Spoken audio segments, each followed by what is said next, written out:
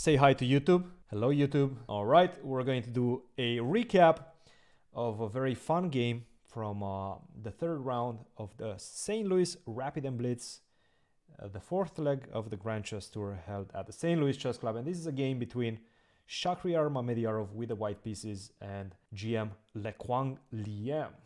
And let's see what happened. E4, E5, knight to C3, knight to F6. We're seeing the Vienna, knight to C3, knight to F6, D4, immediately attacking the center, E takes D4, Queen takes D4. A very strange play by white. Nevertheless, obviously, Shahryar was just looking to get his opponent out of theoretical knowledge. Knight to C6, Queen to D3, Bishop to C5. Also, we know Shahryar is a very practical player. Bishop to F4, castle, F3, D5.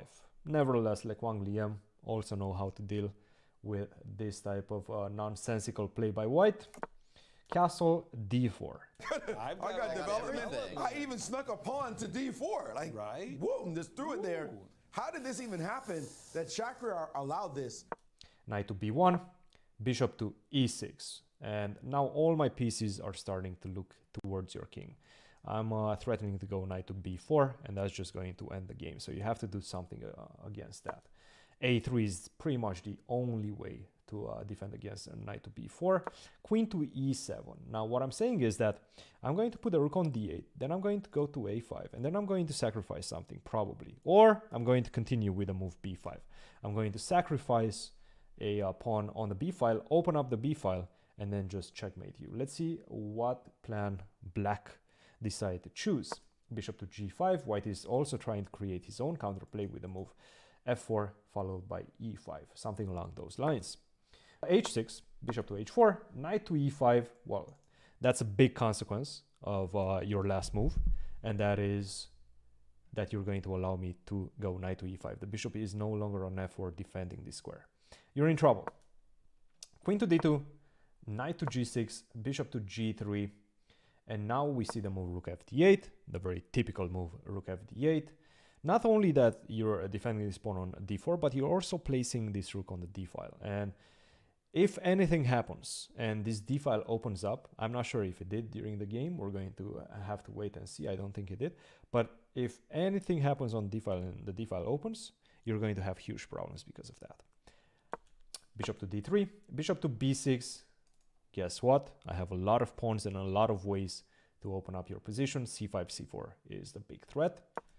H4, C5, H5, C4. You want to take on G6? That's fine. I'll take on D3. Let's see who's first. Queen takes D3, rook to C8. You're a pawn up. The problem is all the lines towards your king are starting to open up. And that is huge because, well, look at your pieces. These two guys are not playing. Knight on B1, it's a beautiful defensive piece, but it's not really playing a lot. You would love to have this king to A1. So in order to do that, you have to go knight to D2, king to B1, king to A1. You're not going to have enough time to do that. You're going to get checkmated in the meantime. You're kind of in trouble. He played E5, bishop to C4, queen to D2, bishop to B3. Find a way to defend the C2 pawn. Unfortunately, there's not a lot of... Ooh. And now the big finish. Well, you just took my piece on F6. Do I take back? Sure, I can do that and then follow up with the move rook takes C2.